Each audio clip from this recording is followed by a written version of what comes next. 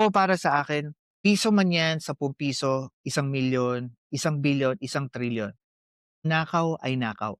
Ang korapsyon ay korapsyon. Kahit magkano 'yan, kahit sino pa 'yan, dapat maimbestigahan and ang paliwanag niya dito, there should be, investigation, there should be a transparency sa lahat ng transaksyon ng gobyerno, 'di ba? And, um, sabi niya doon sa huling budget na pinirmahan ng pangulo is that, well, constitutional lang programmed funds na kasama doon sa 2026 budget pero ito'y napirma na, aantayin na lang daw po niya yung magiging progress ng mga civic society na nagreklamo about this 2026 budget kung anong mangyayari. Pero ang gusto niya pong sabihin sa lahat po ng mga Pilipino is this: dapat po ang tao maging vigilant. Mapagmatyag, obserbahan po natin kung saan napupunta ang pera, kung sinong politiko ang lalabas na naman, magbibigay ng mga government assistance na hindi naman nila pera, pero nandun yung pangalan nila, yung mukha nila. Yung mga basketball court na ginagawa ng ating mga government official na nilalagay nila yung mga pangalan nila dun, dapat ireklamo natin yan.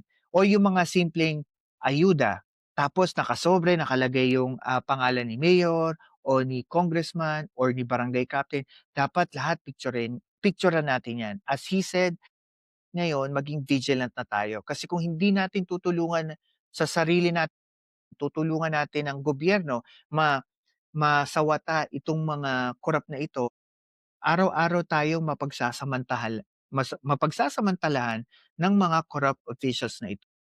So, ang pinaka-the best diyan is every time if you see something, meron pong transparency portal ang Pangulong Marcos, ilagay niyo po doon yung nakita ninyong problema, nakita ninyong issue, tapos i-send niyo po doon. So, kailangan maging mapagmatyag, ayun lang. Tapos sa gusto ko lang po i-share 'yan sa inyo kasi it's very, interesting na malaman po natin at other than politics na pinag-uusapan natin everyday, kailangan po natin malaman naman yung, estado ng ating ekonomiya at this moment, and maganda po natin pag-usapan 'yan. So, para po sa akin, importante na aware tayo sa ganitong sitwasyon. Yes, hindi tayo ekonomista. Knowing a little bit of something na puwede nating ma-digest, something na puwede natin maintindihan, it's a good thing to know it, 'di ba? And ako naniniwala ako that the best way to move forward with this situation is not to have the president leave his position, bagkus dapat tulungan natin ang gobyerno na masawata itong korupsyon na 'to sa paraan ng 'pag may nakita kayo, isumbong niyo sa pangulo website, ilagay niyo do'n. Mag-ingay kayo pag-usapan sa social media, i-post ito kung ito'y illegal. Paunti-unti nang mawala ang korapsyon at yung mga nagbabalak na maging korap na opisyal na elected.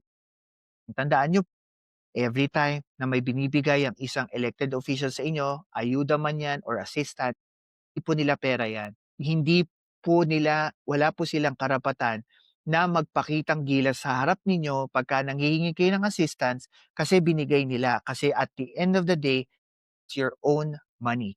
Taxpayers' money po 'yun. So, 'yun lang.